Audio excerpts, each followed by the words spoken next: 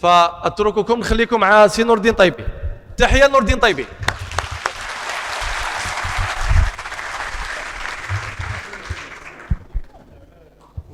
Bon, نبداو سي بون.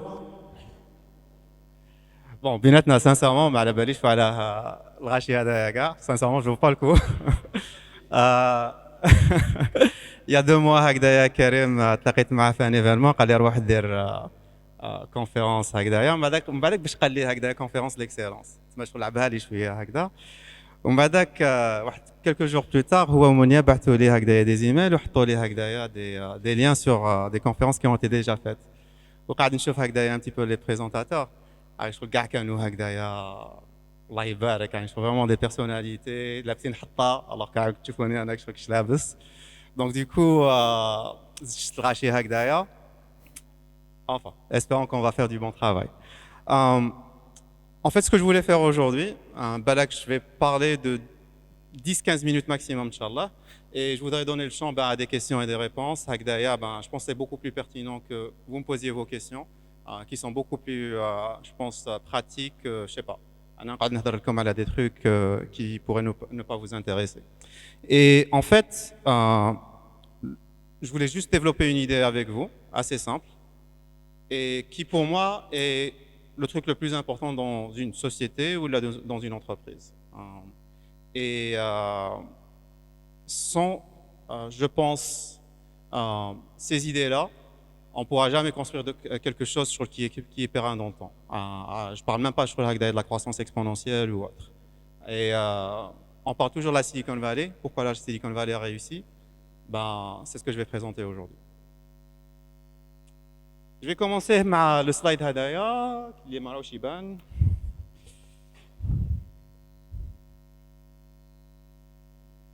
Je sais pas.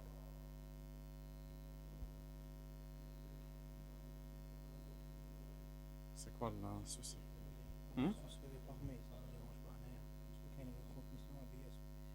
D'accord. Désolé, problème technique, une minute.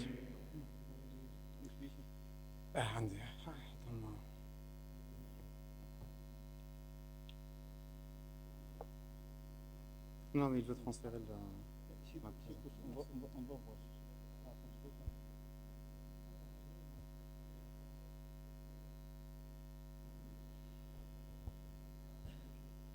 Ouais, c'est bon. C'est bon? معليش. Mais juste... Mais si... Ça marche. Ok. Problème résolu. Je voulais commencer par ce slide, qui contient des personnalités vraiment diverses dans le temps et dans l'espace. Regardez les personnalités ont deux facteurs en commun.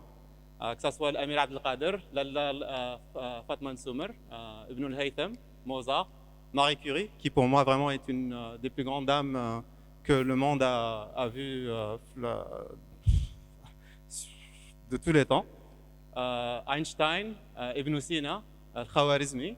Et bien sûr, les quatre derniers, c'est beaucoup plus le monde de la tech, que ce soit les fondateurs de Google, Microsoft, Apple ou Facebook. Et je voudrais qu'on retourne vers ce slide, vers la fin, et que vous me disiez quels sont les deux facteurs en commun entre les deux.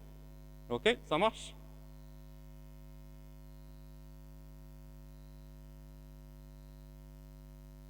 Un autre slide d'une ville qui, dans un certain temps, était la plus grande ville du monde et était en fait le centre du monde.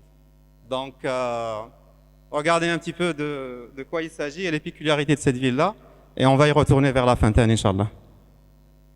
Ok? Je suis ingénieur de formation et la base de toute formation d'ingénieur, c'est les sciences, c'est les maths, c'est la physique, c'est la chimie, les lois qui nous gouvernent, les lois de la relativité, les lois de la thermodynamique, les équations de Maxwell, qui, même si sont juste un constat en fait, restent quand même des équations qui ont pu prédire pas mal de phénomènes physiques dans l'univers. Et il y a un principe en physique qui s'appelle le principe de l'équilibre, qui est en fait juste un réarrangement à la deuxième loi de la thermodynamique et qui stipule que toute entité n'est en équilibre que lorsqu'elle atteint un seuil minimal d'énergie. Donc je répète, le principe de l'équilibre, c'est que toute entité n'est en équilibre que lorsqu'elle atteint un seuil minimal d'énergie. Moi, personnellement, je suis convaincu que ce principe s'applique et aux sociétés et aux autres entreprises. Et c'est quoi une société ou une entreprise qui est en équilibre? C'est une question, hein? Il n'y a pas de réponse. Bah, c'est quoi une société ou une entreprise qui est en équilibre? Pardon? Oui, un petit peu, oui.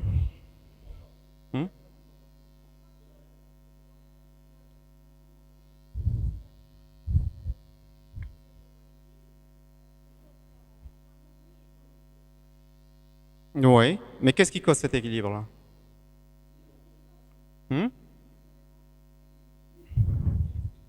Ok. En fait, pour moi, une société ou une entreprise qui est en équilibre, c'est avec un minimum d'efforts, on peut créer un grand impact. Aussi simple que ça. Et qu'est-ce qui crée cet équilibre-là? Donc c'est ça le truc le plus important.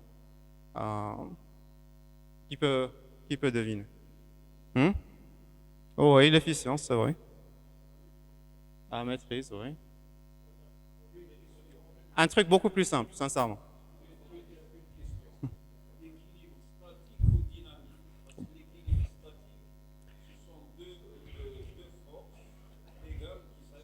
Oui, il s'agit de l'équilibre dynamique, bien sûr. Ouais. Pas de réponse? En fait, c'est quelque chose de très simple. C'est la culture. On parle de culture généralement en pensant aux arts, aux lettres, tout ce que vous voulez. Mais en fait, la culture, c'est quelque chose de beaucoup plus profond. En fait, les arts et les lettres, c'est juste une réflexion de ce qu'est une culture dans une société ou dans une nation. Et la culture, d'un point de vue anthropologique, c'est quoi? C'est un ensemble de valeurs qu'une personne va trouver dès sa naissance. Donc, je répète, un ensemble de valeurs que la personne va trouver dès sa naissance et qu'elle va utiliser comme capital principal. Donc, le mot-clé là, c'est capital principal. Et qui va définir en fait ses actions d'une manière subconsciente ou inconsciente dans l'environnement où elle opère. Ça pourrait être sa société, ça pourrait être son entreprise, ça pourrait être n'importe quoi. Et c'est ça vraiment qui crée l'équilibre d'une société ou d'une nation. C'est vraiment les valeurs. Et généralement, quand on passe aux valeurs, on pense généralement aux valeurs morales. Bon, bien sûr, elles sont importantes. Etc., etc. Mais il y a aussi des valeurs qui sont beaucoup plus importantes aussi. Par exemple, la créativité, valeur sociale. La confiance en soi est une valeur sociale. L'entrepreneuriat est une valeur sociale. Et aujourd'hui, il faut savoir en fait inculquer ces valeurs-là d'une manière subconsciente, comme je l'ai dit. Et c'est ça vraiment le capital principal qu'on pourrait développer. Et c'est ça qui pourra avoir l'impact le plus important, que ce soit sur une société, sur une nation, sur une entreprise ou autre. Et je trouve, bon, à partir de ma petite expérience d'ici dans la région, c'est quand les entreprises algériennes ne prennent pas le temps en fait de développer cette culture-là et les valeurs qu'on doit vivre en fait au sein de cette entreprise-là pour pouvoir atteindre non seulement une efficacité et un rendement assez important au sein de l'entreprise, mais aussi sur la pérennité de cette entreprise-là. Ce slide-là montre pas mal d'entreprises. Je pense qu'on connaît pas mal de ce qu'on voit ici. Et toutes ces entreprises, en fait, ont un point en commun. J'ai mis Yassir dedans aussi. Qui peut deviner quel est le facteur en commun entre toutes ces entreprises-là? Non, quelque chose de beaucoup plus simple. Très simple. Hein? Non. Oui, c'est quoi une start-up?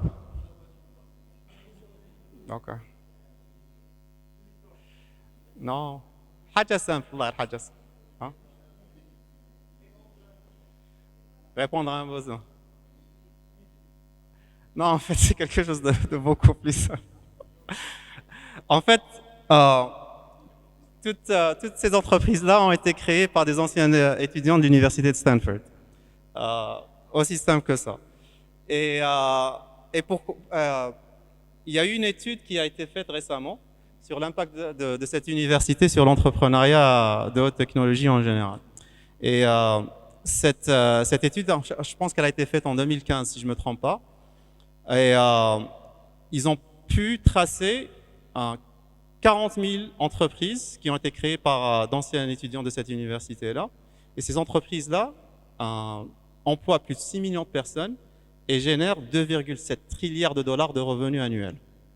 Si c'était un pays, ça aurait été la 6e puissance économique au monde, après les États-Unis, la Chine, le Japon, l'Allemagne et le Royaume-Uni. Donc ça, c'est juste une seule institution. Et en fait, quand on regarde un petit peu cette institution-là, pourquoi elle a pu réussir à générer tellement de fondateurs qui ont sincèrement pu changer le monde? Et la raison est simple. C'est comme je l'ai dit un peu plus tôt. Il y avait un système d'équilibre. Il y avait un équilibre où, avec un minimum d'efforts, on pouvait créer un grand impact. Il y avait ces valeurs-là. C'est aussi simple que ça. Donc, il ne faut pas essayer de chercher la complexité. Et vraiment, l'un des points les plus importants de la réussite de cette université-là, c'est qu'ils ont créé un système pluridisciplinaire dans la manière d'enseigner. Dans cette université-là, il n'y a pas de barrière entre les disciplines. Moi, quand j'étais étudiant là-bas, en engineering, je pouvais prendre même des cours dans la faculté de médecine, avec des étudiants en médecine, et vice-versa. Je pouvais aller dans le business school, je pouvais aller dans la faculté de droit. Et ça, en fait, avoir cette interaction-là avec des gens qui viennent de différents backgrounds, ça crée une richesse intellectuelle, ça crée une richesse académique, et ça crée une richesse aussi entrepreneuriale. Et ce mindset-là, ça peut avoir un impact énorme sur l'entrepreneuriat, aussi simple que ça. Donc aujourd'hui, et c'est mon constat, je suis diplômé de l'école polytechnique d'Alger, donc j'ai fait une école, mais je trouve que le système d'école est trop spécialisé aujourd'hui. Il faut qu'on ait un système universitaire pluridisciplinaire, non seulement d'un point de vue université, côté académique, mais aussi côté recherche. Des centres de recherche qui sont pluridisciplinaires, où on pourrait avoir en fait des disciplines diverses. Dans cette université-là, il y a un centre qui s'appelle BioX, X comme la variable X, et en fait qui regroupe des chercheurs de tous les départements, mais qui font de la recherche sur tout ce qui est médecine, donc tout ce qui est bio. Donc là, dans la variable X. Et il y a un programme entrepreneurial qui est lié à ça. Donc non seulement tu as la richesse académique qui est derrière, mais il y a aussi la richesse entrepreneuriale. Parce que ça permet d'incuber déjà des petites entreprises dedans et qui peuvent grandir d'une manière assez significative. À partir de ce centre-là, on a eu des entreprises comme Genentech, qui est la plus grande compagnie de biotechnologie au monde aujourd'hui. Donc le fait d'avoir la faculté de médecine déjà au sein de la même université, ça a eu un grand impact.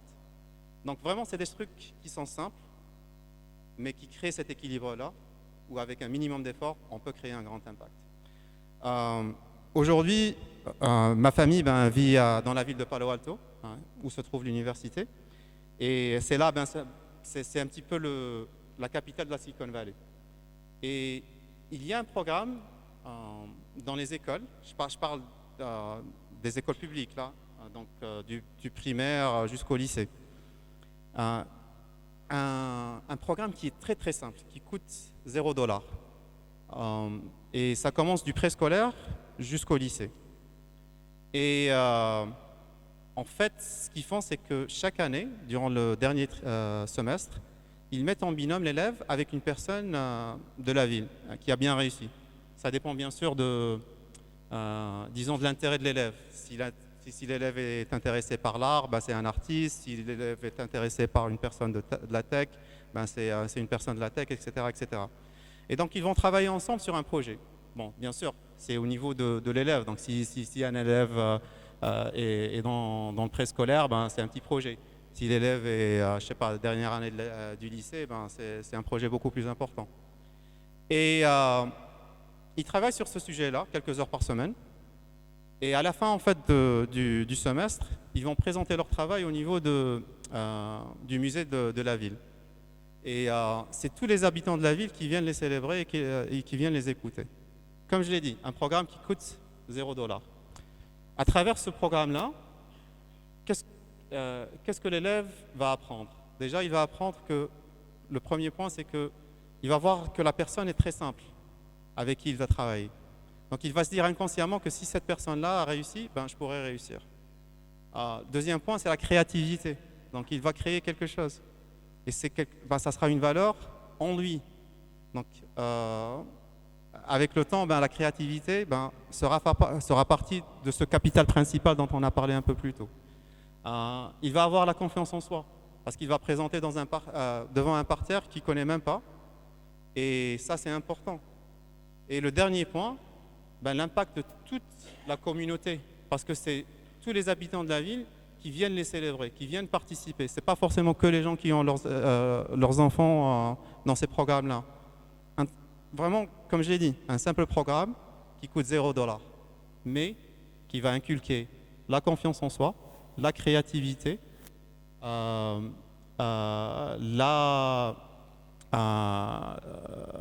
simplicité aussi, et se dire que voilà, donc the sky is the limit. Donc c'est un petit peu ça qui nous manque aujourd'hui, sincèrement.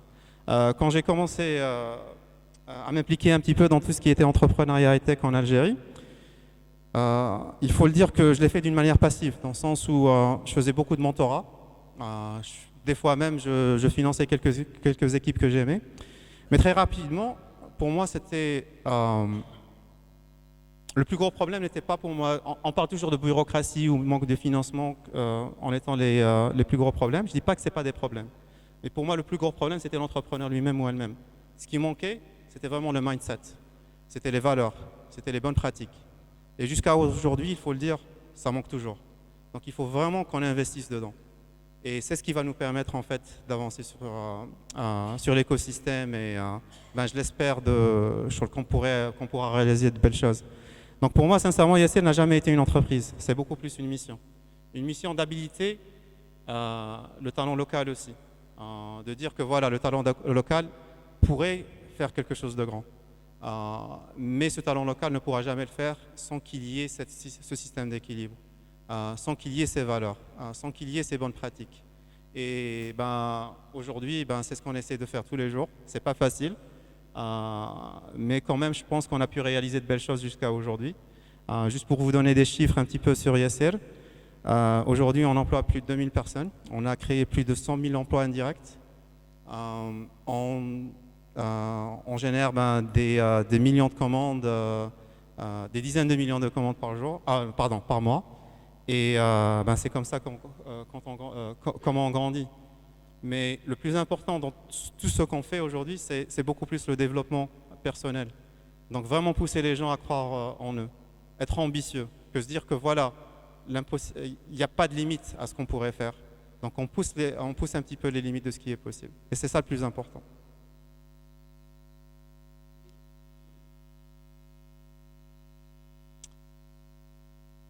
Je reviens sur cette photo.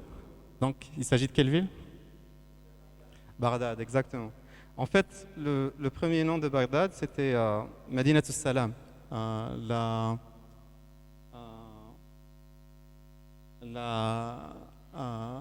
ville de la paix. Et ça a été nommé aussi Madinat al-Mudawwara. Qui pourrait me dire pourquoi elle était ronde? Et la raison pour laquelle elle était ronde? Pardon? J'ai pas entendu.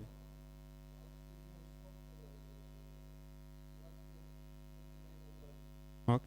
C'est vrai. En fait, Bagdad était la capitale du califat abbasside, qui était l'une des plus grandes puissances au monde. Et quand ils voulaient créer un petit peu leur nouvelle capitale, le premier souci, en fait, c'était comment sécuriser cette capitale-là. Et ce qui est intéressant, c'est qu'ils ont choisi cette architecture qui est ouverte. Généralement, les grandes villes, comme je sais pas, Constantinople, Jérusalem et autres, c'était en fait des forteresses. Alors que Bagdad, c'était tout à fait le contraire. Il y avait plusieurs entrées, c'était déjà ouvert, donc tout le monde pouvait entrer et sortir. Et l'idée, c'était, on rentre dans la ville, accessible à tout le monde, ben, tout le monde aurait ce sens d'appartenance à cette ville-là. Et c'est ce qui a permis qu'elle soit la capitale du monde. À un certain moment, il y avait plus d'1 million d'habitants dans cette ville-là. Il n'y avait ni de commencement, ni de finition dans cette ville-là. Et vraiment, c'était fantastique comme site. Et voilà, donc un petit peu quand on voit les idées, je parlais un peu plus tôt de l'équilibre. Le but final, c'était de sécuriser la ville. Et la meilleure manière de la sécuriser, c'était que la ville soit ouverte à tout le monde. Et pour moi, vraiment, c'était quelque chose de fantastique. Et c'est là, on avait Beit al-Hikma où Khawarizmi se trouvait. Toutes les grandes théories ont été développées, que ce soit le Jabr al-Muqabala et autres. Alors, on revient sur le dernier slide. Quels sont les 2 facteurs en commun entre ces deux-là? Ils sont quoi?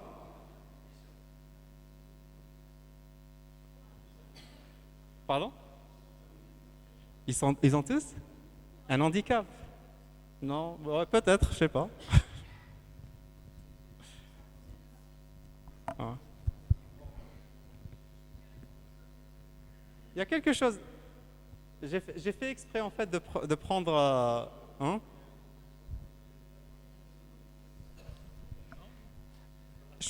Bon, le premier point, c'est un petit peu ce dont on a discuté.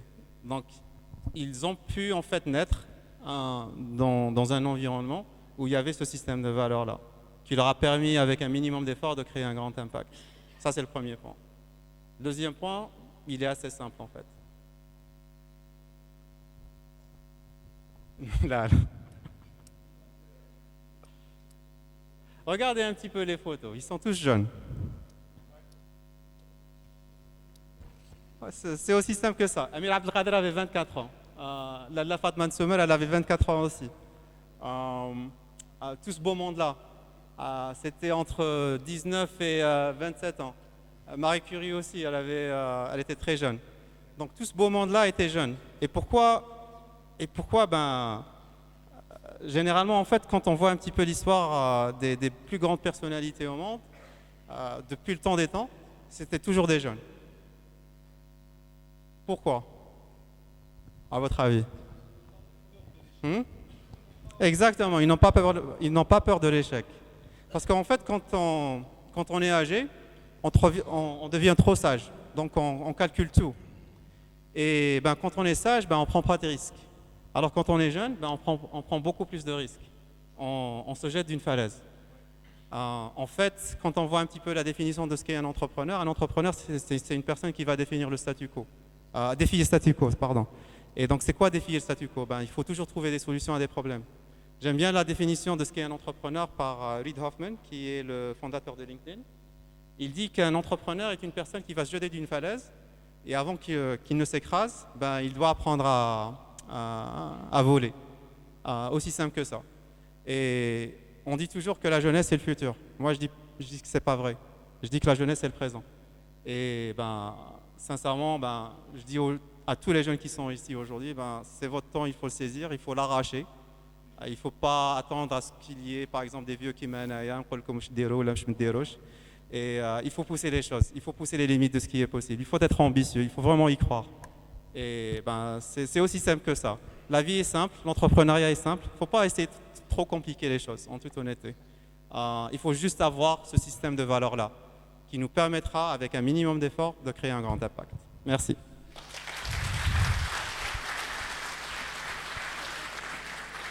Nordin, vous n'êtes pas vieux, mais là تريح شوية معايا. cherchez. نكملوا النقاش والحوار مع نور الدين طيبي، لكن قبل هذا بودي لو كان يطلع معايا في المنصة أنيس. أنيس راح يدير شغل لونتيتاز، راح يكون لافوكا دو ديابل، ما باليش وعلاش، مي نحس بلي راح تكون راح تعترض في واحد المواقف. أنا واش همني في الكلام اللي قلته، حكيت على القيم. أنا حاب نعرف القيم تاع نور الدين طيبي اليوم هل هي نفسها تاع نور الدين طيبي نهار كي خرج من الجزائر باش راح يقرا لهيك؟ Et oh là là. Je pense qu'il y avait une base. La base était les parents. Et qui m'a dit les valeurs, c'est des choses qui sont inculquées d'une manière inconsciente. ما تعرفش بلي راهم فيك. Mais راهم فيك. Et et je pense que j'en ai eu pas mal à travers mes parents. Des fois qui m'نقولوا شغل avec الوالدين يحكيوا لك des expériences ديالهم ولا هكذاك bah انت شغل يدخلوا لك في راسك d'une manière passive mais en fait عندهم impact كبير عليك. J'ai toujours été ambitieux. Déjà le fait que رحت les États-Unis ben c'était pas quelque chose que tout le monde faisait fourté. Mais j'ai pris le dessus. une fois كنت quatrième année في l'école polytechnique كاع الغاشي كان يحب يروح لفرنسا انا قلت علاش نروح لفرنسا قلت كيفاش نقدر نروح للامريكان parce que ben c'est le meilleur système éducatif. Ben, j'ai commencé à apprendre كنت نقول comment postuler. Ben, j'ai découvert qu'il y a des dizaines de milliers d'étudiants à travers le monde qui postulaient vers les universités américaines et qui non seulement recevaient des réponses positives mais recevaient des bourses à partir de ces universités américaines elles-mêmes. قلت إذا داروها هما علاش ما درتهاش. C'est de l'ambition. C'est de l'ambition. Mais l'ambition هذيك ما ماشي زعما شغل زدت بها. لا لا. Elle y est toujours l'ambition. Ouais, bien sûr. لوين؟ bon كان sur plusieurs trucs في الدنيا يعني ماشي برك الخدمه. Par rapport à l'ISR, sincèrement c'est la mission. كما قلت انا يا ياسر اليوم c'est beaucoup plus une mission qu'autre chose. Créer avec le modèle de succès qui pourrait être émulé par d'autres. Par rapport à l'ISR, c'est d'être coté en bourse dans la plus grande bourse au monde, qui est aux États-Unis. C'est de démontrer que le talent local يبرهن باللي يقدر يبني حاجه globale. Donc هذه هي l'ambition. حكيت لي على une valeur l'ambition فيه une autre valeur اللي بالك تخليت عليها. انك تكون نايف انك تكون مانيش عارف. ماشي نايف. انا جو بونس qu'il faut toujours faire confiance. الثقه يعني هامه جدا. يعني حتى لو واحد يخين الثقه ديالك même si une personne va trahir ta confiance, il ne faut jamais s'arrêter de faire confiance aux gens. Allez, c'est extrêmement important. Parce que si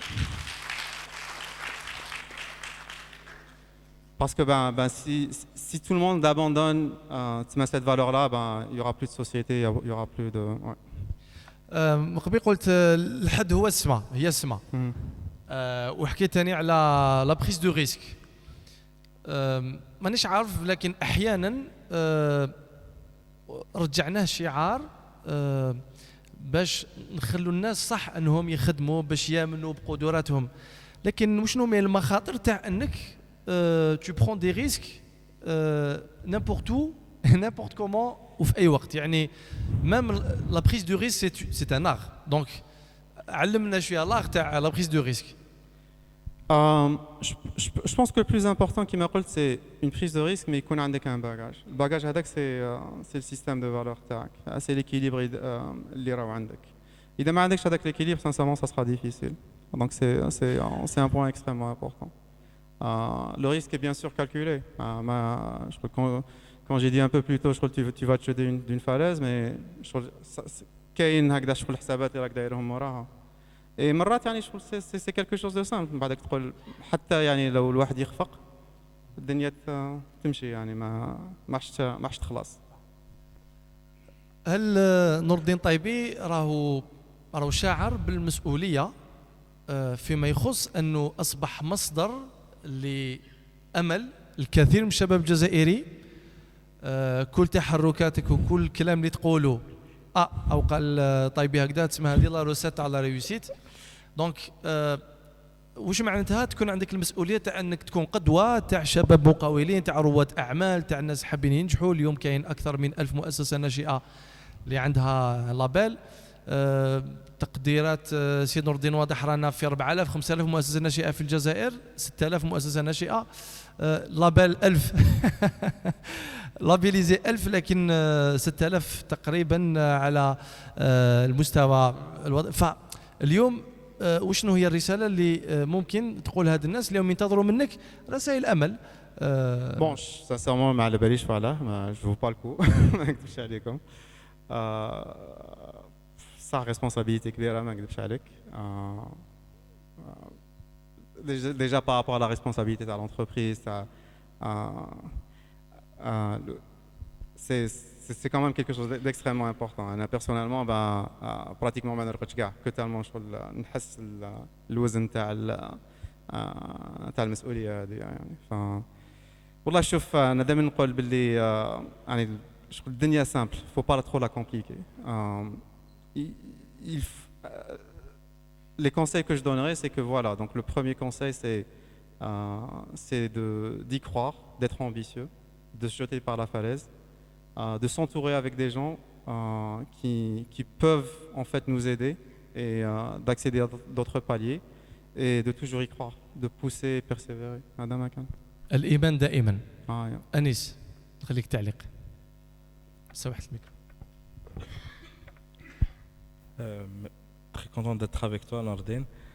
Moi, en fait, j'avais une question, c'est que toi, tu as défini Essir comme étant une mission qui consistait à ériger, à construire un modèle de réussite qui pourrait être mimé par d'autres. Et c'est tout. Dans ta description d'Essir, tu ne parles pas de problématique, tu ne parles pas de modèle. Et c'est vrai qu'Essir, ça a commencé par une problématique liée principalement à la mobilité. Et aujourd'hui, on parle d'autres problématiques, j'imagine, sur lesquelles tu t'attaques. Cette transition d'une problématique de mobilité vers autre chose, est-ce que c'était une vision qui était déjà tracée pour toi depuis le début ou est-ce que ça s'est juste dessiné de fil en aiguille? En fait, notre business model n'a jamais été la mobilité dès le début. On était parti du constat que, voilà, donc, et je ne parle pas que de l'Algérie. Si on prend l'Afrique comme continent, aujourd'hui, il y a plus de 80% de la population qui n'est pas bancarisée. Et en fait, quand on voit un petit peu les chiffres officiels, l'Afrique en général a un PIB de 3 trilliards de dollars. 72% de ce pays se trouve dans le marché informel, en utilisant du cash. Et même quand on voit un petit peu les dépenses ménagères, à peu près 2 trilliards de dollars de dépenses qui vont doubler d'ici quelques années. Et généralement, c'est dans les petits magasins avec le cash dans le marché informel. Et le cash est roi n'est pas à cause qu'il y ait un manque de système bancaire. Le système bancaire est là, il est bien. C'est que les gens ne font pas confiance au système bancaire pour plusieurs raisons. Je ne vais pas les énumérer ici. Donc nous, ce que nous avons vu, c'est que dès le début, on avait cette ambition-là d'aller au-delà de l'Algérie. Donc, parce que l'Algérie, comme marché, même s'il est intéressant, ça reste un petit marché. Donc on a vu un petit peu dans pas mal de pays d'Afrique, il y avait deux choses qui étaient en commun. Le fait que la majorité des personnes n'étaient pas bancarisées, mais le deuxième, c'est que ce qu'on appelle les services à la demande, comme le ride-hailing, food, grocery delivery, ça n'existait pas. Et ce qu'on avait constaté aussi, c'est qu'il y avait deux éléments importants. Le premier, c'est que la majorité des gens dépensaient leur argent et dans le transport et dans la bouffe. Dans le transport, parce qu'on a des grandes villes, par exemple comme Alger, une grande densité de population, mais avec un transport public qui est archaïque. Le deuxième point, c'est la bouffe. La famille moyenne, disons dans les pays du Maghreb, c'est à peu près 5,3. Et une population qui est très jeune, plus de 75% qui est moins de 35 ans. Et pour des raisons culturelles, on a pas mal de jeunes professionnels qui sont célibataires, qui vivent avec leurs parents, et donc qui contribuent un petit peu aux dépenses des ménages.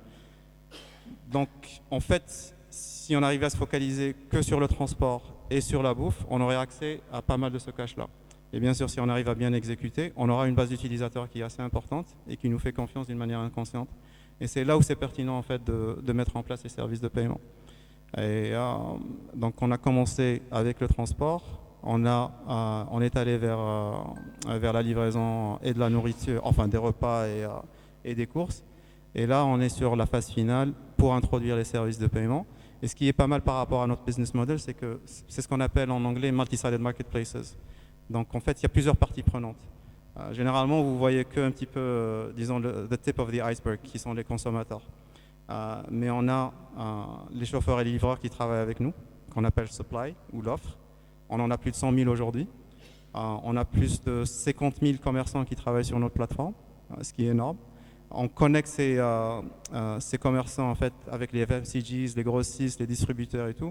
Donc on a pu créer tout un écosystème en fait assez complet où on pourrait non seulement mettre en place ces services de paiement, mais les utiliser en fait comme des agents. On est en train de voir comment utiliser nos chauffeurs et nos livreurs comme des agents mobiles pour la collecte de cash et transférer le cash en monnaie électronique. Donc ça, c'était notre business model dès le premier jour. C'est que, bien sûr, c'est normal que ça nous prenne du temps à ce qu'on arrive à compléter un petit peu tout ça. اليوم قلت ياسير بلي توظف 2000 موظف في الشركة، في طموحات من أجل التوسع. هنا في الجزائر هنا الكثير من المجالات اللي ربما راكم تنشطوا فيها. هل فيه مجالات أخرى اللي عندكم طموح أنكم تلحقوا لها أبعد من المجالات اللي راكم فيهم اليوم؟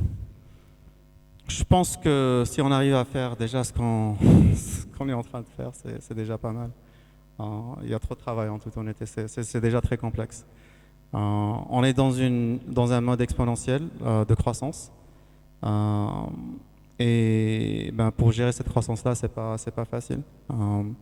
On met des systèmes en place qui, en fait, pour vous donner une idée de la complexité, et, un petit peu le sens du détail qu'on a, justement pour exécuter cette croissance-là, c'est qu'on regarde commune par commune et on voit un petit peu notre pénétration dans chaque commune.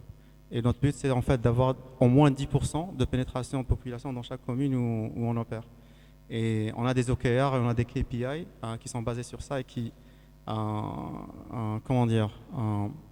ça va en fait du CEO jusqu'à l'opérateur, le dernier opérateur et on suit ce mouvement-là. C'est un travail qui est dur. Donc pour le moment, sincèrement, si on arrive à faire ce qu'on est en train de faire, et on est déjà loin de nos buts. Donc donc c'est déjà pas mal. لحد اليوم المكاسب اللي درتها ياسير يعني الكل شاهدها والكل يعرفها، فالحفاظ عليها اصلا هو تحدي. لا ماشي الحفاظ عليها هو التحدي. تكبرها ب10 مرات على الاقل. احنا دائما نبقاو في هذاك النمو الاسي ولا la croissance exponentielle. C'est ça. Généralement, on entend toujours parler de start-up, mais je crois que sincèrement, je suis contre pratiquement toutes les définitions qui sont données. Une start-up, c'est juste un phénomène économique d'une entreprise à croissance exponentielle, aussi simple que ça. Ça n'a pas besoin d'être lié à la technologie ou autre. Mais le plus simple exemple que je pourrais donner, c'est que ma bêche, هذاك تاع الحومه اللي عنده 404 باشي يبيع الخضره والفاكهه. S'il arrive à avoir une croissance exponentielle, غدوه من ذاك راح يكون عنده deuxième 404 باشي ويزيد يطلعها c'est une start-up parce qu'il a une croissance exponentielle. C'est aussi simple que ça. La raison pour laquelle on a lié à la technologie, c'est que la technologie automatise, elle simplifie les choses. C'est tout. Anis? En parlant de croissance exponentielle, la croissance exponentielle que tu as réalisée, Fiasser par exemple, elle est introduite depuis le début de l'aventure à un mécanisme de levée de fonds. Est-ce qu'on peut parler d'exponentielle sans ce type de mécanisme? Et qu'est-ce que tu penses de l'impact économique du mécanisme de levée de fonds? Est-ce que c'est quelque chose de sustainable dans the big picture? Oui, c'est un élément extrêmement important. Justement, quand on dit croissance exponentielle, c'est pas d'un point de vue chiffre d'affaires ou de volume. Tout croît exponentiellement. Donc même l'équipe. Donc il y a l'OPEX, donc tout ce qui est les coûts qui sont liés aux opérations, le CAPEX, donc tout ce qui est capital intensive. Il faut les avoir. Pour pouvoir les avoir, c'est pas quelque chose de linéaire. Voilà, je suis en train de générer des revenus qui vont permettre en fait d'avoir assez de profitabilité pour réinvestir dans tout ça. Si on veut avoir la croissance exponentielle, il faut qu'on y ait des fonds d'investissement justement qui vont accompagner tous ces éléments-là. Donc il faut continuellement lever des fonds. Ça ne veut pas dire que l'entreprise n'est pas saine, même si elle n'est pas profitable. En fait, le plus important, c'est les unités économiques. Donc c'est ça le plus important. Donc, tant que les unités économiques sont très saines, le reste, c'est juste une question de management. لما يكون عندنا في المستقبل ليكورن الجيريان، وشنو هي الفوائد اللي نعم؟ اون لا ديجا وشنو هي الحاجه اللي قادره تفيد واش الحاجه اللي قادره تفيد بها اون ليكورن في ليكوسيستيم الجيريانات على ستارت اب وشو هما الفوائد؟ والله شوف دائما نقول on n'est pas en train de réinventer la roue. J'ai donné le modèle à la Silicon Valley. La Silicon Valley peut-être Stanford. Et en fait c'était des incidents l'un après l'autre. Déjà l'université Hadik, il y avait une personne qui s'appelait Stanford, qui était très riche. Il a fait une fortune sur le chemin de fer et il était gouverneur de la Californie à un certain moment. Il a eu un incident في حياته وين ولده مات صغير. Et c'était son enfant unique. Donc il s'est dit, je vais en fait donner toutes mes terres et en faire une université pour que les enfants de la Californie puissent apprendre dans cette université-là et je vais les considérer comme mes enfants.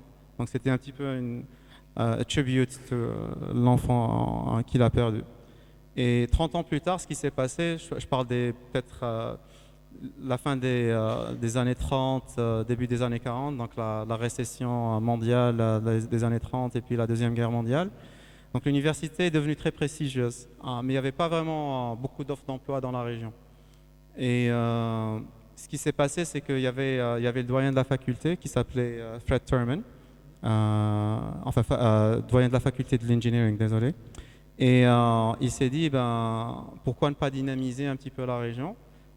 Et il est allé vers l'administration de l'université et il leur a proposé de financer les entreprises qui étaient fondées par les anciens de l'université. Et ils ont accepté. Et les premiers financements ont été faits pour des étudiants qui s'appelaient Hewlett Packard, qui ont créé HP. C'était Varian, qui a créé le vacuum tube, qui était le prédécesseur du transistor. Et en fait, quand ces entreprises-là ont commencé à réussir, elles ont aidé d'autres entreprises à réussir. Et on le voit jusqu'à aujourd'hui. Donc avec le pay it forward existe toujours. Avant de revenir ici en Algérie et de commencer Yassir, j'étais entrepreneur dans la Silicon Valley et j'ai eu la chance de construire des équipes, lever des fonds, avoir un certain succès. Et je me rappelle en fait au début de ma carrière entrepreneuriale, parce que j'ai travaillé dans de grosses boîtes tech Norbel, il y avait des personnes qui m'aidaient et qui au début en fait ne me connaissaient même pas. Et je leur demande, avec مع الوقت شغل يوليو الناس تعرفهم يوليو même أصحابك. Et je me rappelle, il y avait une personne qui m'avait beaucoup aidé. Au début, je me rappelle, je تلاقيت معه في un événement. Et كنا نقصروه هكذاك. قال لي واش راك دير et tout. بديت نهضر له. من هذاك النهار يعيط لي 11 تاع الليل درت هذه ما درتش هذه. يقول لي شغل راح نبريزونتيك investor X, Y or Z. And I never asked him for anything. Je lui ai jamais demandé quelque chose. Et avec Algérien هكذا موسوس قلت هذا sûrement هذاك شحال حاجة هكذا. Et donc du coup, à un certain moment en fait, quand on était devenu intime à un certain moment, je lui ai posé la question, pourquoi tu m'aides? Sincèrement parce que j'ai vu du potentiel en toi. Et à un certain moment, j'étais dans la même position, الناس عاونوني، راني نعاون فيك. Comment faire la différence بين واحد يحب كما نقولوا بروفيتي منك ولا يحب يعاونك؟ كما قلت من قبيلات, il faut faire confiance. Si la confiance est trahie, il faut continuer à faire confiance. Toujours. Anis. Juste pour finir l'idée, oui. Pourquoi j'ai donné l'exemple à Stanford, c'est vraiment l'entraide qui est importante. Quand on a cette valeur-là, sincèrement, avec Galbari, le financement, l'intelligence, donc c'est par défaut. Et quand on voit aussi en fait les autres modèles qui ont été développés à travers le monde, que ce soit en Amérique latine ou l'Asie du Sud-Est, la Chine et autres, il y a toujours eu un champion local. Et généralement, il faut le dire, ça a été un modèle hybride de personnes qui ont eu un certain succès généralement dans la Silicon Valley et qui sont repartis vers les pays de Tawaham, ont créé ce modèle de succès et ce modèle de succès a pu être reproduit par d'autres. Parce que premièrement, ça a créé une confiance dans la région, donc ça a attiré du capital, ça a attiré de l'intelligence, ce qui est extrêmement important, ce qui manque dans la région Lyon. Le deuxième point, ça a créé un savoir-faire. Qui m'a dit Yassir, c'est une mission. Sincèrement, mon rêve, c'est que toute personne qui passe par Yassir va créer sa propre entreprise qui, j'espère, sera une meilleure réussite que Yassir. Et c'est à travers un petit peu l'apprentissage, les juz of Yasser, qui va leur permettre de le faire. Et c'est un petit peu ça les modèles, les Sarawa à travers le monde. Donc l'effet multiplicateur était énorme. Anis. En fait, malheureusement, tout le monde n'aura peut-être pas la chance de passer par Yasser. Et donc, comment est-ce qu'on peut en fait élargir le pipe pour permettre à d'autres entrepreneurs de répliquer le modèle Yasser sans pour autant passer par Yasser? Est-ce que tu y as pensé? Est-ce que tu as des ambitions dans ce sens? À travers Yasser ou non, je ne sais pas, l'incubateur, une Yasser Academy, Ouais. c'est quoi tes projets? On y a pensé, bien sûr, Yasser Academy, ou bon, un petit peu, je ne sais pas si vous connaissez Y Combinator, qui est le plus grand accélérateur au monde. Donc un petit peu modélisé sur cet accélérateur qui a été en fait commencé par des gens qui étaient entrepreneurs, qui avaient un certain vécu et qui voyaient un certain vide justement. Donc ça revient à ce que je disais un petit peu plus tôt. Donc il n'y avait pas ces valeurs entrepreneuriales, il n'y avait pas ce mindset. Et le but c'était de le créer mais à des échelles extrêmement importantes. On va essayer de le répliquer à l'échelle locale. On verra comment ça va se produire, mais j'espère qu'on pourra le faire à partir de 2020, je dirais à la mi-2023 à peu près. نطرح عليك سؤال شويه مبالغ فيه. شوف انت راك تشوف هاد الصور اسكو جينا نشوفوا صورتك معاهم. شوف انا خاطيني. تقدر وعلاش؟ Non, il faut un truc حبيت نقوله c'est que كي بدينا لافونتور ياسر لا ريجيون واحد ما كان يعرفها ولا واحد ما كان يطلع فيها. Et même étant une personne, je crois qu'il y avait un très bon réseau. Je connais pratiquement les firmes de capital risque à la Silicon Valley et tout. Des fois, je crois que c'est des amis, des partenaires et tout. Mais même quand je leur parlais de la région, le premier truc, c'est que voilà, on la connaît pas, on va pas prendre le risque. Ou là, voilà, on la connaît pas, mais on peut construire une conviction par rapport à la région. Aide-nous à le faire. Et je peux vous dire qu'aujourd'hui, il n'y a pas un fonds d'investissement, surtout les plus grands fonds d'investissement au monde, qui ne connaissent pas la région, qui ne connaissent pas ISR. Et les derniers temps, en fait, c'est eux qui viennent vers nous et c'est eux qui même proposent leur financement, alors qu'auparavant, au début, c'était le contraire. C'était nous qui allions vers eux et on avait beaucoup de difficultés à les convaincre. في الكثير من الطلبة اللي راهم معنا حاضرين، كل واحد الطموحات تاعو، كل واحد والايمان تاعو، كل واحد والقيم ولي فالور تاعو. محتاجين بالك في دقيقة ولا دقيقتين توجه لهم مع كل احترامي للسادة المدراء، للسيد الوزير، لكل من هو حاضر اليوم، لكن ربما إذا نقدروا نمدوا ميساج للشباب واش قادر يكون. Zudmo, ou entourez-vous de personnes qui pourront vous aider. C'est tout. شكرا جزيلا نور الدين طيبي.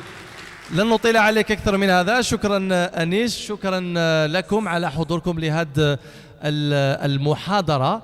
أشكر السيد وزير الاقتصاد المعرفة والمؤسسات الناشئة والاقتصاد على حضوره ورعايته لهذا الحدث. سي كريم كارت. نعم. C'est un ensemble de valeurs. Pour moi, une société ou une entreprise qui est en équilibre. Peut-être des questions, monsieur. Oui, des questions. Ok. Des questions. أسئلة.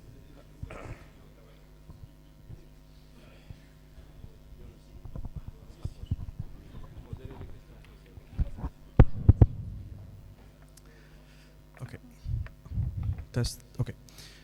Hi, my name is Walid Khaldi. I'm here, a student here, Masters 2, Finance.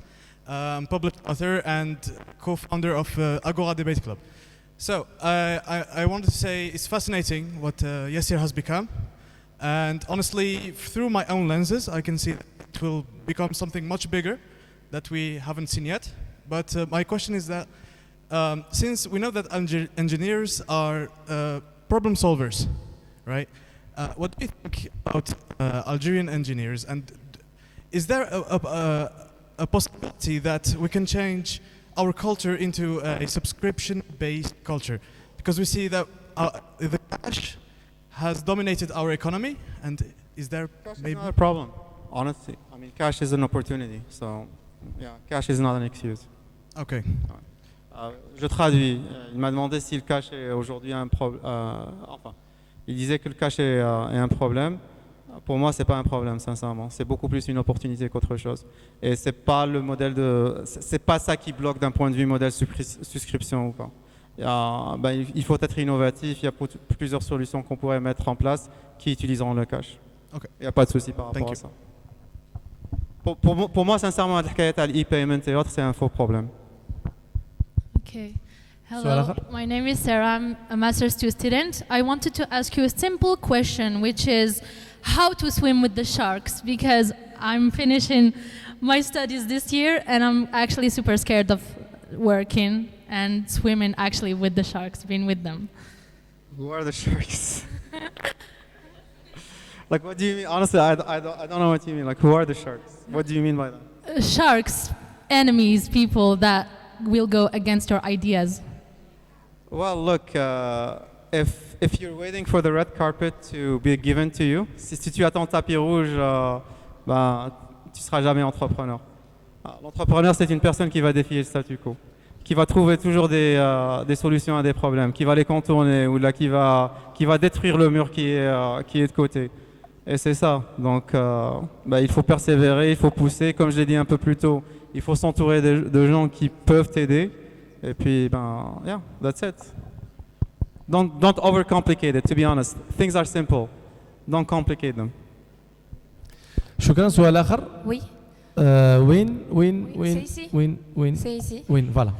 Donc, tout d'abord, je vous remercie pour le partage d'expériences aussi riche qu'il a été. Vous nous parlez de valeurs, d'expériences, de richesses partagées.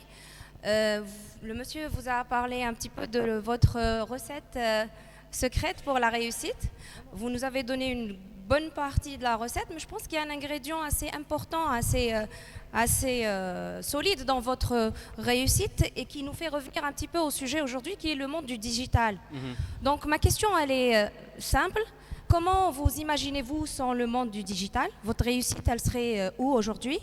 Et quel est l'impact de la participation et l'impact du monde du digital dans votre sérénité, partage de Que voulez-vous valeurs? dire par digital?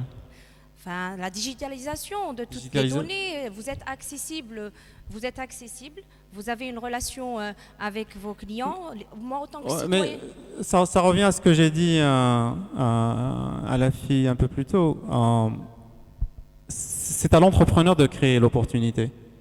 Et donc si je vais me dire que voilà, mon tapis rouge, c'est la digitalisation, je sais pas, de l'administration ou des entreprises, ou c'est que j'aurai les bras croisés, je ferai rien. Donc peut-être ça revient au premier commentaire que vous avez mentionné. Peut-être la différence que moi, je vois beaucoup plus l'opportunité dans le vide que te dire que voilà, il faut que j'attende qu'il y ait quelque chose pour que je fasse quelque chose. Je pense. Sincèrement, c'est un faux problème pour moi. D'accord, merci. سؤال.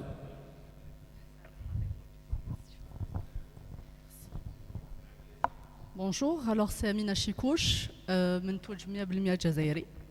Ma question est, vous parliez tout à l'heure d'ambition. Ma question est, est-ce qu'on ne devrait pas, we need to be bold. Yeah, I agree. On doit être ambitieux, audacieux en plus de l'ambition. Oui, je suis totalement d'accord. C'est ça se jeter d'une falaise, c'est ça de prendre le risque et ouais.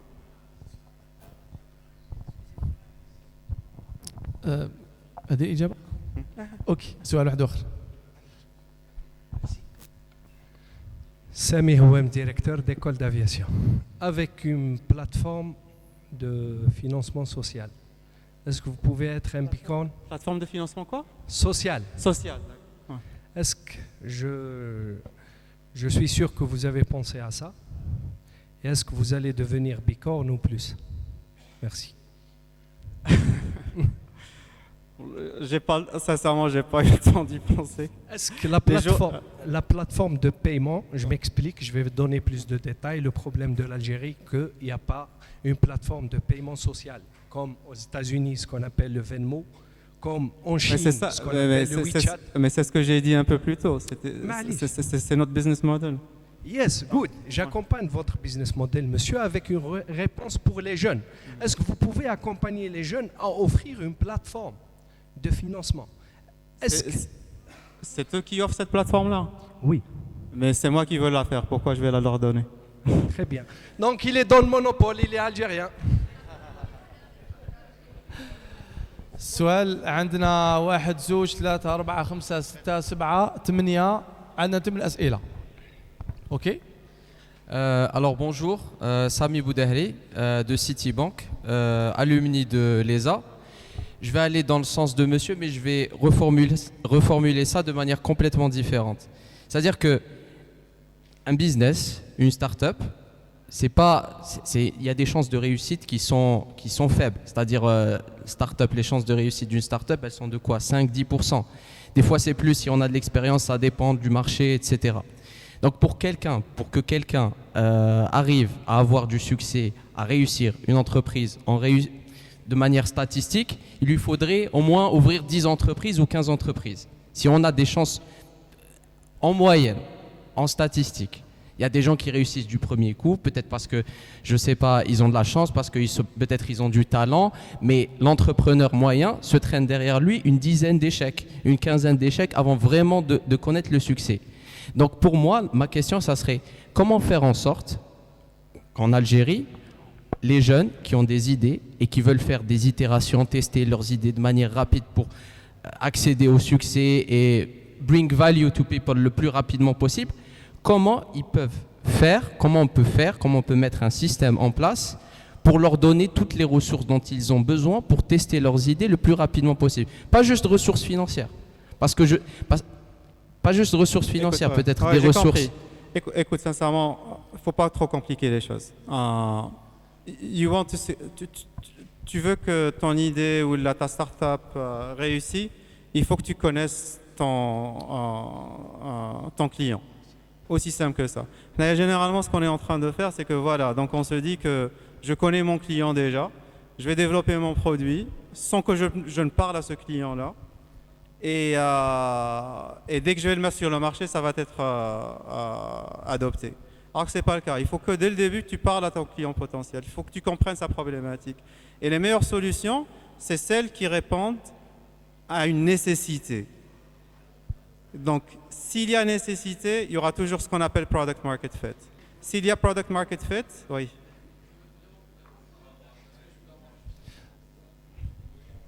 Oui, donc c'est ça. Donc ça m'a dit الحكاية تاع l'échec واحد ما يحب l'échec. Et ça, je suis pas trop d'accord avec ce concept-là. Donc il faut qu'on ait 10 échecs d'ailleurs pour pouvoir réussir. Là, je veux réussir dès le début. Et il faut que je sois conscient et il faut que je mette tous les atouts de mon côté pour que je puisse réussir. Et pour pouvoir réussir, je le dis, il faut connaître son client. ما نقدروش نفتحوا الحوار بعد كل سؤال، لكن فيما بعد ممكن راح تكون عندك مجال مع نور الدين طيبي باش تحكي معه. فسؤال من هناك. Salam alaikum. Monsieur, j'ai un peu le trac. Je n'ai jamais parlé au microphone. C'est un honneur de vous revoir. Je voudrais vous remercier. Durant mon cursus universitaire, j'ai travaillé sur Yassir Chauffeur. J'ai bien gagné ma vie. Je vous remercie. Non, c'est vrai. L'impact sociétal est extrêmement important. Hadia, c'est un truc. Il y a quelques mois, حكمت ياسر لهنا في Alger, et le partenaire Yassir était une femme très élégante, في la cinquantaine هكذاك. ما كانتش على بالها شكون انايا، mais j'étais tellement curieux. قلت لها وعلاش راكي partenaire Yassir. Il s'est avéré que c'était un cas de la Sonatrach. Et elle faisait Yassir après les heures de travail parce que sa fille allait se marier et donc elle faisait un peu d'argent de côté pour le mariage. Et c'est ça, on parlait un petit peu de l'impact sociétal. C'est extrêmement important. Dans toute entreprise, il faut qu'il y ait cet aspect-là. On a parlé de la confiance Mourbelat. Pour moi, je trouve l'infusion de ces valeurs sociales à travers nos produits, c'est extrêmement important. Aujourd'hui, le fait qu'on est en train d'utiliser un téléphone où on appelle une personne qu'on ne connaît même pas, et qui va venir nous chercher, ben, inconsciemment, on est en train de construire la confiance dans cette société-là. Et ça, c'est extrêmement important. Le fait qu'on ait, on t'a permis d'une manière ou d'une autre, au moins de t'aider, ben, c'est le plus gros succès au monde. Merci beaucoup, monsieur. الدنيا وما فيها. سؤال اخر اوكي معليش نتبعوا لا لين هذيك نبداو بالاخ ومن بعد يمشي الميكرو. نعم تحب تبوزيها بوزيها راح لك طراك ما راح ليش تراكا. Je suis fatigué, j'ai fait 500 km pour faire cette conférence, pour assister à cette هذه conférence. تحتاج لها. يعطيك الصحة, mais sincèrement, je ne veux pas le coup. Je viens d'arriver. Monsieur, j'ai une simple petite question. Est-ce que c'est possible d'investir sur Yassir? Pas pour le moment, en toute honnêteté. بكري بقى ما قبل دوكا. هذاك مع الاول واحد ما كان يحب ينفيستي في ياسر. هذاك لهنايا كنت نهضر هكذايا دي فوا مع دي جون. Au début, comme je l'ai dit, vraiment c'était une mission et je voulais que ça soit à 100% local. Donc même l'investissement, je voulais que ça soit local. Tout le monde ouais, hein? Ouais, bah c'est quand c'est coté en bourse, bien sûr, tout le monde peut acheter des actions. Ouais. Je voudrais vous remercier, monsieur. Merci. يعطيك صحة. Merci beaucoup. الأسئلة لو تكون مختصرة. Oui, alors bonjour monsieur Taïbé, Aït Hadi Wassim, étudiant à l'ESA. Alors je voudrais vous poser une question par rapport à la thématique principale qui est une licorne. Ah, ok. Alors par rapport à la thématique principale, une licorne algérienne, est-ce possible? Alors une licorne par définition c'est une entreprise non affiliée à un grand groupe qui a une croissance économique forte. Une licorne Non. Une licorne, c'est la simple définition qu'elle ait une valeur de plus d'$1 milliard. De plus d'1 milliard, mais on parle de croissance économique aussi, vu la courbe de développement qu'elle a. Et donc, une licorne algérienne serait une entreprise qui aurait cette possibilité de développement avec les mécanismes algériens. D'abord, ma première question serait, est-ce qu'on peut considérer Yassir comme une licorne algérienne? Et ensuite, est-ce qu'une licorne algérienne serait possible en parlant d'un modèle qui grandit en Algérie? Complètement. Voilà, monsieur algérienne. Pardon? Voilà, monsieur algérienne, j'ai pas. Non, je parle d'un modèle d'entreprise qui grandit en Algérie. C'est ce qu'on a fait. Écoute, quand tu vois Yassir, ben, ça a commencé en Algérie. Le talent est algérien, les fondateurs sont algériens, donc c'est le fait que tu aies tous ces ingrédients-là qui sont algériens, ben, elle est algérienne par défaut. Maintenant, d'un point de vue exécution, comme je l'ai dit un peu plus tôt, se focaliser que sur le marché algérien, c'est pas assez. Je dis pas que le marché algérien n'est pas intéressant ou n'est pas grand, mais c'est pas assez. Donc il faut avoir toujours cette ambition-là d'aller, bon, déjà d'un point de vue croissance exponentielle, de continuer de croître, mais aussi pour dérisquer les choses. Écoute, à la fin, une entreprise, c'est une entreprise. Elle est là pour créer de la richesse. Et donc, faut pas. Quel est le mot? Faut pas trop se focaliser sur ces termes-là. Donc, ouais, Algérie, pas Algérie. Il faut être ambitieux, il faut aller loin. Le but, c'est de grandir. نور الدين إذا سمحت لي نزيدوا سؤالين كيما تحبوا راني قاعد معكم شحال ولا نفتحوا المجال. السلام عليكم. وعليكم السلام. لك الخير. اوكي تفضل. C'est bon, quand tu m'as fait bien. Enchanté, Khoya Nordin, ça fait plaisir de rencontrer le fondateur de la première licorne algérienne. Je vais me permettre de prendre une petite minute et raconter mon histoire très brièvement. Ça fait 5 ans, j'ai quitté Alger pour m'installer à Paris pour mes études. J'ai fait 2 ans dans une école de commerce, j'ai découvert le métier de business developer. Au bout de 2 ans, j'ai accepté un CDI dans une boîte de conseil en région parisienne qui s'appelle AptiSkills IT, où j'ai ouvert des comptes là-bas, des grands comptes où j'étais business manager. Et à la fin de cette expérience, je me suis installé un peu à Londres en freelance, où je travaillais avec des agences, des boîtes de conseil et des startups, toujours sur le métier de business developer full cycle. J'ai détecté un problème, celui que la prospection en B2B était compliquée. إذا راك بيتشيلي راك perditني déjà. Non, pour te dire, voilà, sincèrement, juste un conseil. Trop direct sur le vif du sujet. Vif du sujet, on a créé un SaaS.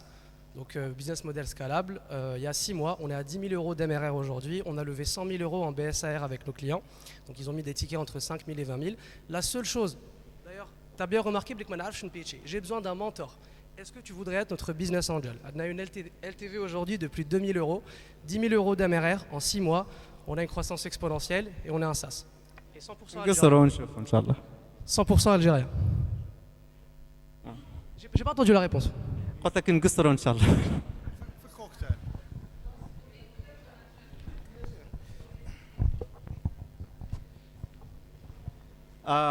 Il faut les aider, c'est ce que j'ai entendu. Écoute, il faut aider bien sûr, mais il faut que la personne vaille le coup aussi. Faut pas... Ouais. Non.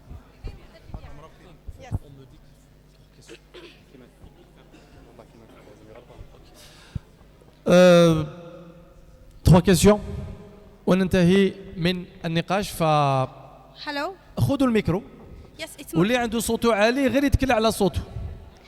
اوكي انت اوكي تفضلي مهن حرة. Hello. My name is Amira and I am the co-founder and CEO of startup called Mihan Hura. My question is, as an entrepreneur, how many times did you pitch your project and how did you react to the rejections?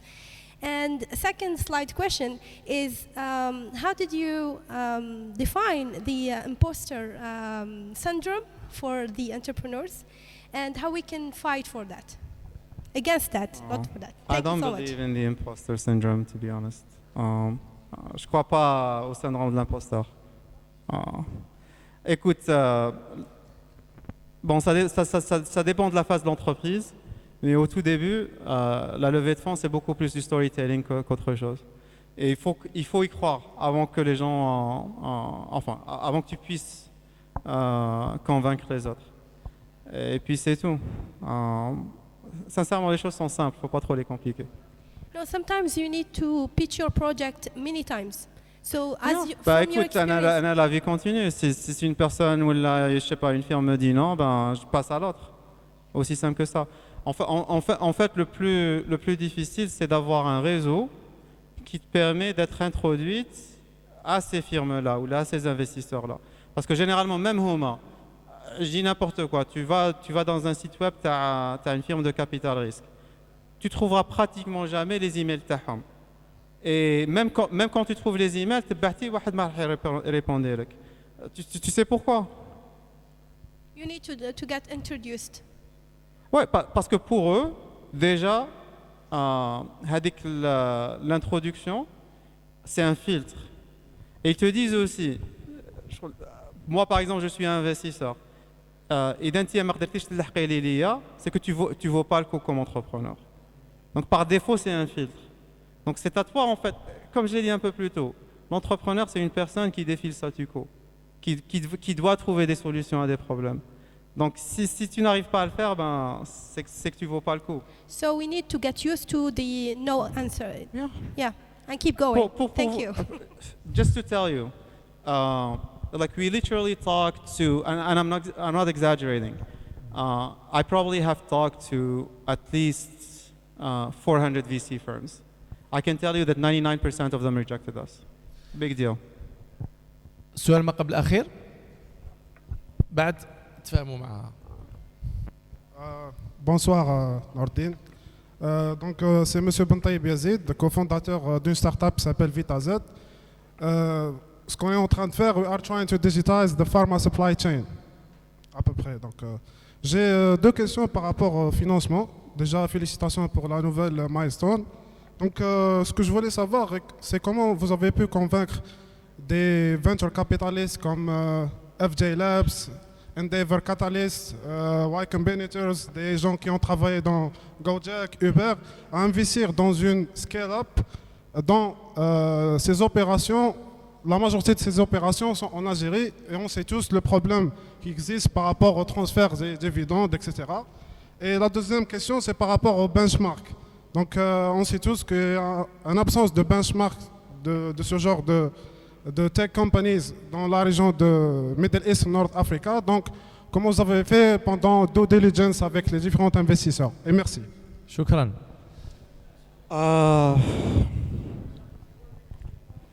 Écoute, côté investissement, ça dépend de la phase où se trouve l'entreprise. Comme je l'ai dit au début, sur early stage, c'est beaucoup plus l'idée, c'est beaucoup plus le storytelling et c'est beaucoup plus le fondateur. La complexité devient beaucoup plus importante dans des régions comme les nôtres qui ne sont pas connues. L'avantage Tanaya, Fiasir, c'est que en fait c'était beaucoup plus un pari à le fondateur qu'autre chose. Parce que j'avais déjà un réseau, je connaissais pas mal de gens et sincèrement ça a beaucoup aidé. Il n'y avait rien qui était derrière. Sur la phase de croissance, c'était toujours les mêmes éléments, mais les chiffres qui étaient derrière. Chose qui démontrait que voilà, donc on est en train de construire quelque chose de vraiment important ici. Et bien sûr, هادو على بالك هضرت على due diligence. عندهم des analystes, عندهم des bureaux d'avocats qui travaillent avec eux.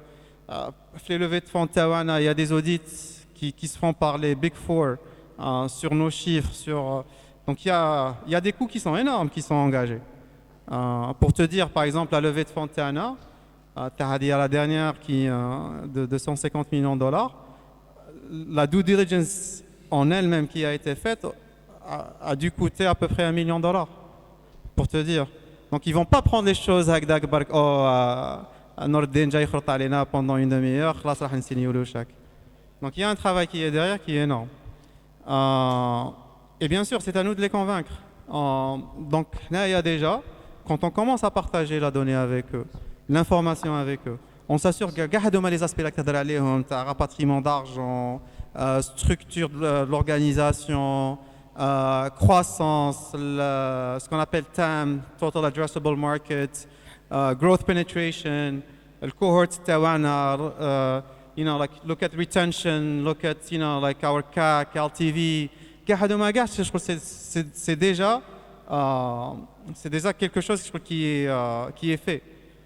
Et pour te dire, sur la dernière levée de fonds, nos investisseurs sont venus ici en Algérie. Ils sont restés avec nous pendant des jours. Ils ont tout vu, ils ont tout regardé. Ils ont vu les anecdotes. Pour te donner un exemple, c'était marrant, c'était pas du tout planifié. يجوزوا على لاباف البوليسي تاع لاباف يقول لهم عند من جايين يقولوا له عندي ياسر قالوا حبيت نهضر معاهم حبيت نولي شوفور عندهم والله شو شي صغير ماش نسخر الداني جور كي جاو راحوا شغل لبسوا دي تيشيرت ياسر في لايغوبور كاع الناس يجيو ليهم ياسر بدل لنا حياتنا هادوما كاع لي زيليمون هادوما زيد لهم دو ديليجنس شغل كي a été fait, c'est ce qui permet de construire une conviction. Et écoute, il faut le dire, quand on voit un petit peu l'encheminement, tu as le process d'investissement. Le premier point, en fait, c'est qui est le fondateur ou là les fondateurs. Donc même si l'idée et le marché sont très bonnes, s'il y a le moindre doute sur le fondateur, ils n'investissent jamais. Une fois que, par exemple, le fondateur ou l'équipe fondatrice est dérisquée, c'est là qu'ils regardent l'idée, c'est là qu'ils regardent le marché. Et bien sûr, si l'entreprise est à un niveau où il y a eu déjà une certaine croissance, ils regardent les chiffres et prennent une décision. Mais s'il y a le moindre doute sur le fondateur ou les fondateurs, ils ne prendront jamais le risque. Et ce n'est pas une question de feeling, c'est la donnée qui le dit. Like all the big companies, par exemple, le fait que des anciens étudiants de Stanford, plus de 40 000 entreprises qui génèrent aujourd'hui, enfin, c'était en 2015, 2,7 trilliards de dollars. Aujourd'hui, ça dépasse les 3 trilliards. They're all founders-led. C'est les fondateurs qui poussent les limites de ce qui est possible, qui ont les ambitions, qui ont les valeurs. Et c'est ce qui, ils ont cette donnée-là. Et donc il faut le dire, ce qui manque aujourd'hui, c'est les valeurs, c'est avoir ce mindset-là. Et c'est ce qui crée un fondateur qui a du charisme, qui pousse les limites de ce qui est possible, qui prend du risque et qui sait exécuter. Et c'est ce qui nous manque lieuement. يعطيك صحة نور الدين. رجاء سؤال أخير. Un petit commentaire. Le premier investissement que j'ai reçu, je suis l'entreprise que j'avais aux États-Unis. il faut pas réduire nos expériences les عايشين حنايا فيهم. Et c'était en fait la plus grande firme de capital risque au monde. Bon, le business était totalement différent, c'était dans la Silicon Valley, les paramètres étaient totalement différents. Mais je me rappelle, je crois le premier pitch TAI, je crois que j'avais fait, et la personne était une personne en fait très connue dans la Silicon Valley. Elle était le CTO de Sun Microsystems avant qu'elle devienne partenaire avec la firme de capital risque. Et أنا كما يقولوا شغل لهنايا شغل مع الأول دخلتها له خشين dans le sens où je voulais parler beaucoup plus de mon expérience, que ça soit académique ou professionnel. Donc j'ai commencé à dire que voilà, PhD de Stanford, travaillé chez Intel pendant 8 ans, etc., etc. Et ils s'en fichaient totalement. Il m'a dit non, je veux pas un petit peu connaître ton parcours là. Je voudrais connaître un petit peu ton parcours avant que tu ne viennes aux États-Unis. J'ai commencé à parler sincèrement d'une manière, disons, comment on dit, genuine, d'une manière spontanée هكذا, juste pour وقعد نحكي له على les expériences ديالي اللي عشتهم في الجزائر. قاعد يقول لي قاعدين نهضروا انا كبرت في لي زاني 90 اللي نسميوها يعني العشريه السوداء. قاعد يقول لي شغل كيفاش عشت تماك. كنت نقول له احنا نورمال كنا نروحوا نقراو نخرجوا الصباح نحكموا البيس ندوسوا في الكوس ونلحقوا نقراو. بعد قال لي ça ne vous a pas perturbé. قلت له bien sûr que ça nous a perturbé. Des fois on était en cours, on entendait des coups de feu et tout. بعد قال لي comment t'es venu aux États-Unis. Personnellement, j'étais ambitieux, je voulais venir aux États-Unis parce que pour moi c'était les meilleures universités et tout. Et voilà, donc j'ai commencé déjà à comprendre quel était le process. J'ai commencé à soumettre mes dossiers et puis j'ai fini par obtenir non seulement des réponses positives, mais avec des bourses des universités américaines elles-mêmes. Le soir, je reçois un email. Il dit on a décidé d'investir. Peut-être quelques mois plus tard, il a fini par la personne était dans notre conseil d'administration et tout. Ousmou Greg. Pourquoi vous avez pris cette décision-là aussi rapidement? Sincèrement, il y a une personne qui a vécu toutes ces expériences-là. Il a toujours eu une ambition de faire mieux et de venir en fait et de défier un petit peu le statu quo et d'avoir l'ambition de poursuivre ses études alors que les autres ne le faisaient pas. C'est déjà un paramètre qui est assez important et c'est ce qui m'a poussé à prendre la décision. Donc faut pas réduire les expériences تاعنا اللي عايشينهم, surtout les difficultés هذوك. ونقزموهم ونقولوا باللي c'est rien du tout. بالك حنا نحسوا inconsciemment باللي c'est rien du tout. Mais c'est ce qui fait notre personnalité, nos valeurs qui m'appellent d'une manière inconsciente. Donc il faut pousser les choses les limites de ce qui est possible. Pas qu'il faut الواحد يصدم, c'est tout. لازم الواحد يصدم. آخر سؤال راح نزيدوا يعني نبروفيتيو من الكرم تاعك بعد اللقاء لانه راح تكون فيه كولاسيون بعد. دونك تقدروا توجهوا لسي نور الدين طيبي من اجل اخذ صور او طرح اسئله اخرى, لكن اختاروا رجاء واحد منكم يطرح السؤال لانه المنظمين يقولوا لي انتهى وقت المحاضره. واحده فقط. دونك السلام عليكم. واحده فقط رجاء. السلام عليكم. Bonjour monsieur Nordin. Donc j'aimerais tout d'abord vous remercier et vous féliciter. Alors, je suis Amin Mahidine, étudiant M2 à l'ENSM. Ma question toujours sur l'investissement, sur le financement. Mais j'aimerais connaître votre point de vue ou votre expérience par rapport à la réglementation algérienne. Donc, est-ce que vous avez eu des problèmes vu que c'est un investissement étranger? Comment? Vu que l'investissement est étranger. Est-ce qu'il y a des problèmes ou là, à le ministère? C'est ma seule question. Sincèrement, on parle de trucs. Non, il n'y a pas de problème. Sincèrement, il n'y a aucun problème. شكرا جزيلا. سنطرح الأسئلة بعد المحاضرة. تحية لسي نور الدين طيبي. شكرا على صبرك، شكرا على سعة صدرك. نحييك فعلا ونتمنى لك كل التوفيق. شكرا جزيلا ونلتقي في مناسبة أخرى.